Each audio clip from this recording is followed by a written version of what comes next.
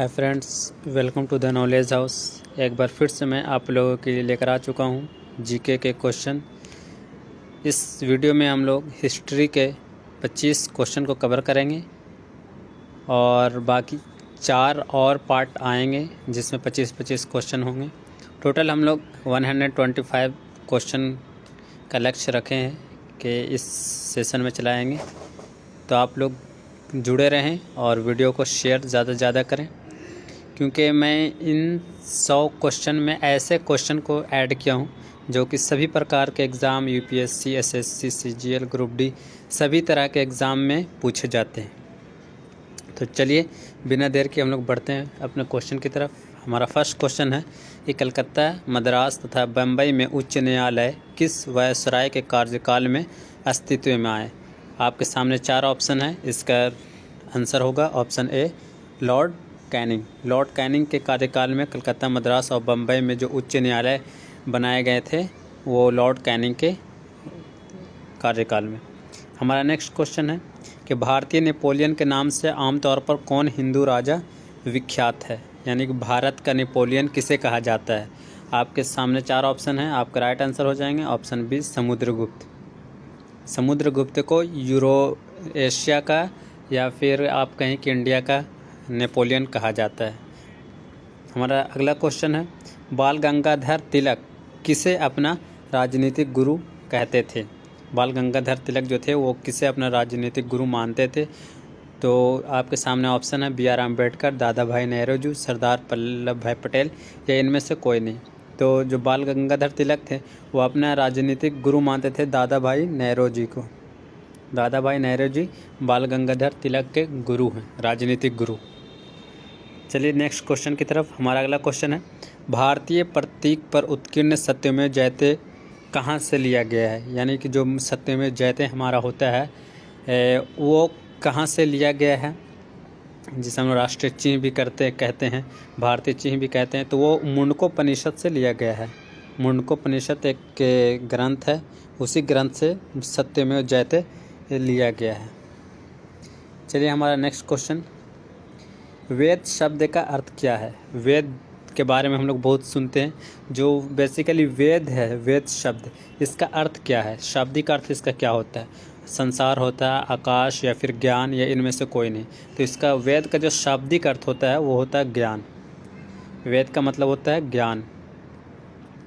हमारा next question है कि मनसबदारी प्रणाली किसने आरंभ की थी? मनसबदारी प्रणाली शुरुआत किसने की थी? जहांगीर, अकबर, अशोक या इनमें से कोई नहीं। आपके सामने 4 ऑप्शन हैं। तो इसका राइट आंसर हो जाएगा अकबर। महान अकबर सम्राट जो थे उन्होंने ही मनसबदारी प्रणाली की शुरुआत की थी। चलिए नेक्स्ट क्वेश्चन की तरफ। अगला क्वेश्चन है, किस शासक ने जजिया कर समाप्त किया था? औरंगजेब के द्वारा जो लगाया गया था जजिया कर, उस जजिया कर को किस मुग़ल बादशाह ने या किस शासक ने उसको समाप्त किया था? तो आपका राइट आंसर हो जाएंगे अकबर। अकबर ने जजिया कर समाप्त किया था। ये बहुत इजी क्वेश्चन था। अगरचे आप हमारे चैनल पर नए हैं तो हमारे चैनल को सब्सक्राइब कर लें और नोटिफिकेशन बेल को भी ऑन कर दें ताकि जब भी मैं वीडियो डालूं तो आप तक अपडेट पहुंच जाए। चलिए देखते हैं हम लोग नेक्स्ट क्वेश्चन की तरफ। हमारा अगला क्वेश्चन है कि किसके शासनकाल में 1 रुपये का सिक्का टकसालित किया गया था? यानी किसके ज़माने में 1 रुपये का सिक्का जो था वो चला था? तो वो हमारे हो जाएंगे बिहार के शेरशाह सूरी, जिनका मकबरा बिहार में है, सासाराम में। तो शेरशाह सूरी ने ही 1 रुपये का सबसे पहले सिक्का चलाया था। चलिए हमारा नेक्स्ट क्वेश्चन है कि चित्रकारी किसके शासनकाल के दौरान अपने उच्चतम स्तर पर पहुंची? यानी कि किसके कार्यकाल में जो चित्रकारी थी वो बहुत अच्छी मानी जाती थी। चित्रकारी के स्वर्ण वर्ग युग कहा जाता था। उनके शासनकाल में बहुत महान सम्राट गुजरे हैं हमारे मुग़ल बादशाहों में, तो वो हैं जहांगीर। जहांगीर के ही शासनकाल में जो चित्रकारी था वो बहुत उच्चतम स्तर पर पहुंची हुई थी। नेक्स्ट क्वेश्चन है, हेरोडोटस को माना जाता है। ये तो बहुत ईजी क्वेश्चन है। अगर आपने थोड़ा सा भी इतिहास को कभी पढ़ा होगा तो आपको पता होगा कि हेरोडोटस को क्या माना जाता है। तो हेरोडोटस को इतिहास का जनक माना जाता है। इतिहास के पिता भी उन्हें कहा जाता है, इतिहास का जन्मदाता भी कहा जाता है। ये सारी चीज़ें अलग अलग हैं, मानी एक ही है। नेक्स्ट क्वेश्चन हमारा है, वह व्यक्ति कौन था जिसका नाम देवानाम प्रियदर्शी था? यानी कि वह व्यक्ति कौन था, वह कौन सा शासक था जिसको देवानाम प्रियदर्शी का खिताब दिया गया था? लोगों के बहुत ज़्यादा प्यारे थे, इसीलिए उनका नाम देवानाम प्रियदर्शी दिया गया था। तो वह थे मौर्य राजा अशोक, सम्राट अशोक जो थे उन्हीं का उपनाम भी कह सकते हैं कि देवानाम प्रियदर्शी था। लोग उन्हीं को प्रियदर्शी बुलाया करते थे। नेक्स्ट क्वेश्चन हमारा है, मौर्य काल के दौरान शिक्षा का सबसे प्रसिद्ध केंद्र कौन सा था? यानी कि मौर्य काल जब शासन कर रहा था तो उस वक्त तालीम एजुकेशन का सबसे इम्पोर्टेंट जो सेंटर है या सबसे फेमस सेंटर वो कौन सा था? सबसे बड़ा सेंटर कौन सा था? जैसे आज हम लोग कह सकते हैं कि आज JNU जामिया या फिर DU यूनिवर्सिटी ये सब हैं, तो उस वक्त कौन था? तो उस वक्त था तक्षशिला यूनिवर्सिटी। उस वक्त बहुत ज़्यादा प्रसिद्ध था और बहुत दूर दूर से लोग पढ़ने आते थे, दूसरे देशों से भी। चलिए हमारा नेक्स्ट क्वेश्चन है कि अर्थशास्त्र की रचना किसने की थी? अर्थशास्त्र एक किताब का नाम है, अर्थशास्त्र एक किताब का नाम है, पुस्तक का नाम है। तो उसके जो रचना किया था यानी उसको लिखा था, वो किसने लिखा था? तो वो कौटिल्य ने लिखा था, जिसे हम लोग चाणक्य कहते हैं। उन्हीं ने लिखा था अर्थशास्त्र।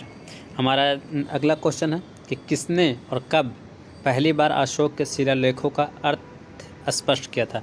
यानी जो महान सम्राट अशोक थे वो अपने शिलालेख को लिखवाए थे, तो वो तो चले गए, मगर किसने और कब पहली बार उनके अभिलेखों को पढ़ा, उनके शिलालेखों को पढ़कर उसका अर्थ बताया?